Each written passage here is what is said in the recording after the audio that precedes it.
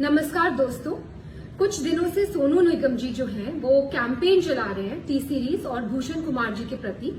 तो इस सिलसिले में मैं ये बोलना चाहती हूँ कि टी सीरीज ने आज तक हजारों कलाकारों को ब्रेक दिया है जो कि आउटसाइडर्स हैं, जो इंडस्ट्री से नहीं जुड़े हुए। उसमें म्यूजिक डायरेक्टर्स हैं, सिंगर्स हैं, लिरिसिस्ट हैं, एक्टर्स हैं, डायरेक्टर्स हैं। मैंने खुद अपनी डायरेक्टेड फिल्म यारियां में 10 न्यू कमर्स को चांस दिया। उसमें से 4 लोग, नेहा कक्कड़, रकुलप्रीत सिंह, हिमांश कोहली और कंपोजर आर को आज बड़े हो चुके हैं। और सोनू निगम जी से मैं ये पूछना चाहूंगी कि वो बोल रहे हैं कि इंडस्ट्री में टैलेंट को सही दिशा नहीं मिलती। तो सोनू जी, आप तो लेजेंड है, आप तो बहुत बड़े कलाकार है। आपने आज तक कितने लोगों को चांस दिया है? आप तो बहुत बड़े लेजेंड है, आप तो कहीं से भी लोग, आपके पास तो कितने लोग आते होंगे कि सोनू जी हमारी मदद कर दीजिए, मेरे बेटे की मदद कर दीजिए, मेरी बच्ची की मदद कर दीजिए, हमें मिलवा दीजिए टी सीरीज में, हमें चांस दिलवा दीजिए। आप तो आज तक टी सीरीज में नहीं आए कि इसको चांस दे दो, इसको मैं, ये बहुत बड़ा टैलेंट है, इसको आप चांस दीजिए। आपने तो कभी किसी को चांस दिलवाने की बात नहीं की। आपने ना ही कोई टैलेंट आज तक इंडस्ट्री में इंट्रोड्यूस किया। तो एक बात मैं आपको बता दूं सोनू निगम जी कि सोशल मीडिया पे कैमरे के पीछे छुप के बोलना बहुत आसान है, पर आपने खुद ग्राउंड लेवल पे कितने टैलेंट को आगे बढ़ाया? किसी को भी नहीं। अपने सिवा, अपने आप को छोड़ के आपने किसी भी टैलेंट को इंडस्ट्री में चांस नहीं दिया। और आज आप हम पर ब्लेम कर रहे हैं कि हम लोगों को चांस नहीं देते, जबकि 97% लोग जो कि टी सीरीज में काम कर रहे हैं आज की डेट में, आप देख लीजिए, वो आउटसाइडर्स है, वो इंडस्ट्री किड्स नहीं है, उनका इंडस्ट्री से कोई भी लेना देना नहीं है। फिर भी हम उनको नए टैलेंट को ढूंढ रहे हैं और उनको चांस दे रहे हैं।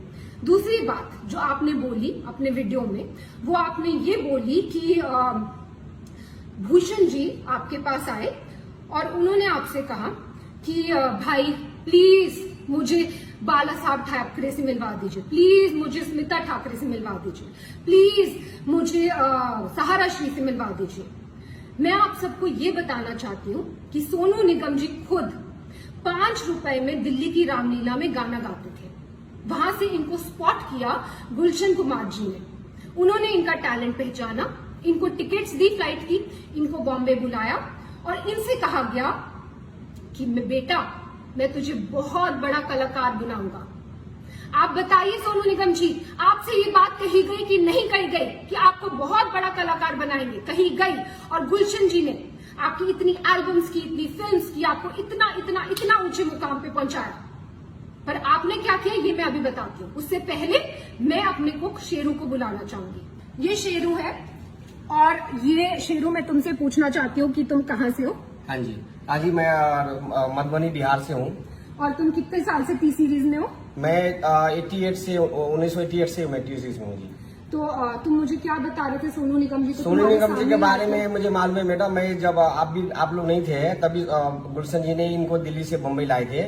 मैं गुलशन जी के साथ ही उस टाइम में था, गुलशन जी भी नहीं थे उस टाइम में। मैं गुलशन जी के साथ, मैं और वो लोग बम्बई में रहते थे। सोनू निगम जी आए थे, उनके पास वो ऐसे छोटी स्कूटी होती है ना, उस भी आते थे। हमने हमारे ऑफिस में वो रिसेप्शन बैठे रहते, कितना भी साहब आते थे तो उनसे मतलब मुलाकात करने, कभी कोहली जी से, कभी मुकेश वगैरह, उनसे बातें करते रहते थे। घंटों घंटों लाइन में बैठे, मतलब वो उनसे बातें करना। फिर धीरे धीरे साहब आते, फिर साहब ने उनको बोला था कि मैं मतलब काम कराना है उनके साथ। काम कुछ बहुत दिन के बाद साहब ने, 2-4 महीने के बाद साहब ने उसको भी आके काम दिया। बहुत सारे एल्बम बनाए, बहुत फिर फिल्मों में चांस दिया, बेवफा सनम वगैरह बहुत हिट हुए उस टाइम में। उनका बहुत बड़ा नाम बन गया। बहुत बड़ा नाम हो गया। मतलब जब से मतलब ये जो भी है आज, ये जो भी है सब गुलशन जी की वजह से ही है मेरे हिसाब से। हाँ जी। सोनू जी की आप जानते होंगे, ये हमारे घर के कुक है और 88 से ये हमारे घर में। एनीवेज, अब मैं ये बताना चाहती हूँ कि 1998 में जब टी सीरीज की फैमिली के साथ ये हादसा हुआ था और गुलशन कुमार जी को खत्म कर दिया गया था, तब सोनू निगम जी ने क्या किया? तो सोनू निगम ने सोचा कि अब तो टी सीरीज का क्या होगा, टी सीरीज का तो कोई करता धरता है नहीं। ननू यानी कि भूषण कुमार, जो कि गुलशन कुमार जी के बेटे हैं, वो तो सिर्फ 18 साल के हैं, उनको तो कुछ आता धोता है नहीं। वो तो खुद ही मेरे पास आके हेल्प कर रहे हैं, मांग रहे हैं कि भाई मुझे इससे मिलवा दो, मुझे इससे मिलवा दो। वो तो किसी को इंडस्ट्री में जानते नहीं है। तो ये कंपनी तो खत्म होने वाली है। तो भाई मैं पहले अपने आप को सेफ गार्ड कर लूं। तो इन्होंने जाकर एक दूसरी म्यूजिक कंपनी के साथ, इनकी मतलब कोई भी वो नहीं थी, कोई भी इनको थैंकफुलनेस नहीं थी कि टी सीरीज ने मुझे इतना आगे बढ़ाया। आज टी सीरीज फैमिली में इतनी बड़ी प्रॉब्लम आई है तो मैं इनके साथ खड़ा रहूं, मैं भूषण की हेल्प करूं और उसको मिलवाऊं लोगों से। रादर ये तो खुद दूसरी कंपनी के साथ जाकर इन्होंने एल्बम कर ली और भूषण इनके पास आकर मदद मांग रहे हैं कि भाई मुझे ये कर दे वो कर दे, और इस मदद का एहसान ये आज जता रहे हैं, वीडियो बनाकर जता रहे हैं कि तूने मुझसे ये मदद मांगी। एनीवेज, तो भूषण जी ने इनसे मदद मांगी कि भाई प्लीज मेरे लिए दीवाना एल्बम कर दो, क्योंकि ये तो भाई पूरी तरह से एहसान फरामोश होकर दूसरी कंपनी में चले गए थे। और इन्होंने जब अब इन्होंने एटीट्यूड दिखाया कि वो मेरे सामने आए, मुझसे मदद मांगे, और मदद इन्होंने करी भी और उसका भी एहसान जता रहे हैं, इन्होंने दीवाना एल्बम करी। ठीक है, फिर उसके बाद इन्होंने जो वीडियो में दूसरी बात कही वो ये कही है कि भूषण जी ने इनसे मदद मांगी कि भाई मुझे अब्बू सलीम से बचा ले। अब मैं आपसे ये पूछना चाहती हूँ सोनू निगम जी कि अब्बू सलीम से बचाने के लिए भूषण जी आपके पास क्यों आए? प्लीज इस बात पे तहकीकात की जाए। क्या सोनू जी के रिश्ते थे अब्बू सलीम से? डेफिनेटली थे, तभी तो वो उनके पास मदद मांगने आए, और इन्होंने खुद अपने वीडियो में बोला है कि वो उनके पास मदद मांगने आए।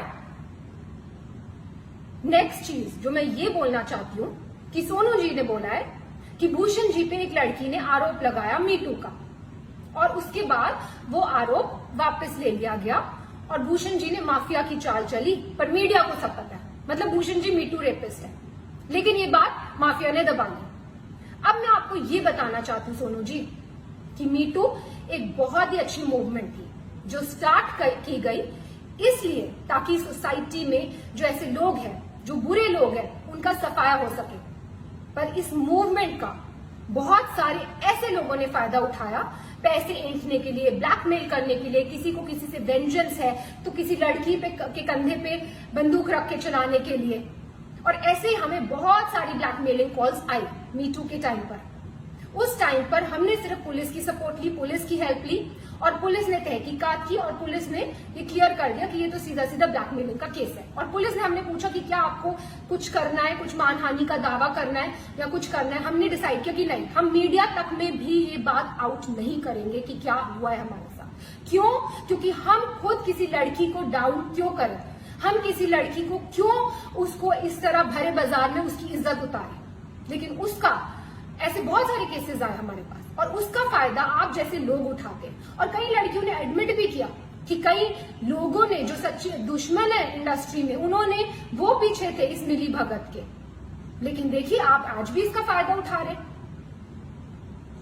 मैं पूछना चाहती हूँ सोनू निगम जी, क्या है मीटू मूवमेंट? मैं लगा दूं आप पे मीटू, तो मैं लगा दूं आप पे मीटू, बोल दो आप मीटू रेपिस्ट है, हो जाएंगे आप मीटू रेपिस्ट। तो प्लीज सोच समझ के वीडियो बनाया कीजिए, क्योंकि आपने धमकाया वीडियो में कि आप उस लड़की का वीडियो आउट कर देंगे। बेशक कीजिए, पर नेक्स्ट टाइम कोई भी वीडियो आउट करना हो, याद रखिए प्रूफ के साथ कीजिए। बिना प्रूफ के मीटू मूवमेंट का कोई मतलब ही नहीं है। और कोई भी अगर बिना प्रूफ के कोई इल्जाम लगाता है, क्योंकि जब से आपने ही अपना वीडियो ऑन किया है तब से वापस हमारे पास ब्लैकमेलिंग कॉल शुरू हो गए, वापस कई लड़कियां उठ गई हैं कि हमें तो सोनू निगम जी से इंस्पिरेशन मिल गई है, हमें आप हमें काम दो, या तो हमें आप पैसा दो, नहीं तो हम आप पर ये कर देंगे। सिर्फ ये लड़कियां ही क्यों, बहुत सारे सिंगर्स और खड़े हुए हैं, वो कर रहे हैं, वो ऐसे ब्लैकमेल कर रहे हैं। मुझे ये वीडियो बिल्कुल भी नहीं बनाना था सोनू निगम जी, और भूषण जी ने तो मुझे स्पेशली बोला था कि हमें चुप रहना है, हमें चुप्पी साधे रखनी है, लेकिन आपने अभी भी अपनी कैंपेन बंद नहीं की। आज भी हम कोशिश करते हैं टी सीरीज से कि 80% लोग, 100% लोगों को चांस दे, पर कई बार लोगों को काम नहीं मिल पाता बिकॉज सो मेनी रीजंस। किसी म्यूजिक डायरेक्टर, किसी कोई धुन में कोई कलाकार जाता है, कोई धुन में कोई कलाकार जाता है। 80% लोगों को तो काम मिल रहा है ना मार्केट में, जो 20% को लोगों को काम नहीं मिल रहा वो कोई भी शुरू हो जाएगा, कोई भी किसी पे भी आरोप लगा सकता है। तो ऐसा माहौल है। और आपने जब अपना वीडियो ऑन किया तो मैं आपको बता दूं कि मेरे साथ क्या हुआ। मेरे हस्बैंड के against death threats, social media पे डेथ थ्रेट्स, मेरे लिए रेप थ्रेट्स और मेरे बच्चे के लिए थ्रेट्स। मैं क्यों सहूं ये सब, मैं क्यों सहूं अपने बच्चे के लिए थ्रेट्स? और अभी भी आपकी कैंपेन बंद नहीं हुई है, अभी भी आपकी कैंपेन जारी है। आप इतने सारे सिंगर्स को अभी भी इकट्ठा कर रहे हैं और उनको एक गठबंधन बना रहे हैं और उनको बहका कर जिनको काम नहीं मिल रहा फॉर वट एवर रीजन्स, उनको काम इस बात में लगा रहे हैं, इस पब्लिसिटी लेने के ये मुद्दे में लगा रहे हैं कि उनके आपके साथ मिल जाए और टी सीरीज को हम कैसे खत्म कर दें, भूषण कुमार को हम कैसे खत्म कर दें। एक बात मैं आपसे कहना चाहूंगी सोनू निगम जी, आप किस टाइप की हैं ये तो आपकी बीवी ने क्लियर कर दिया था। उन्होंने खुद आप पे, आपको याद है, आपकी बीवी ने खुद आप पे इल्जाम लगाए हैं। प्लीज याद कीजिए उन इल्जामों को, आपने पब्लिकली जो आपकी बीवी ने आप पे इल्जाम लगाए थे और फिर आप दूसरों पे इल्जाम लगाइए। और मैं बिल्कुल, जैसे कि मैंने कहा, मैं बिल्कुल इस हक में नहीं थी कि मैं ये वीडियो बनाऊं, लेकिन इतनी मैं कश्मकश में हूं, क्या करूं, बनाऊं ना बनाऊं, ये सच्चाई लाऊं कि नहीं लाऊं। फिर मुझे फाइनली गीता से मुझे मेरा आंसर मिला। गीता में जब अर्जुन भगवान कृष्ण से पूछते हैं कि मुझे ये युद्ध नहीं लड़ना है, ये युद्ध लड़के किसका फायदा होगा, तो भगवान कृष्ण अर्जुन को समझाते हैं कि एक योद्धा के लिए धर्म से बढ़कर युद्ध लड़ने के अलावा और कोई बड़ी चीज नहीं है। अगर तुम युद्ध नहीं लड़ोगे तो तुम अपना यश गवाओगे, तुम्हारा अपयश होगा, संसार में लोग तुम्हारे अपयश की चर्चा करेंगे और तुम्हारे दुश्मन हर तरह की कटु वचन बोलकर तुम्हारा वर्णन करेंगे। और वही हो रहा है, सब लोग कटु वचन बोल रहे हैं, सारी दुनिया। जैसे कि मैंने बोला, मुझे रेप थ्रेट्स आ रहे। तो मैं ये कहना चाहूंगी कि जितने भी आप सिंगर्स को, म्यूजिक डायरेक्टर्स को, जिनके पास आज कोई काम नहीं है, उनको आप भड़का रहे हैं, उनको भड़काना बंद कीजिए, क्योंकि अदरवाइज रणभूमि ओपन है। किसी को भी पब्लिसिटी के लिए इस रणभूमि में आना है, युद्ध ऑन है।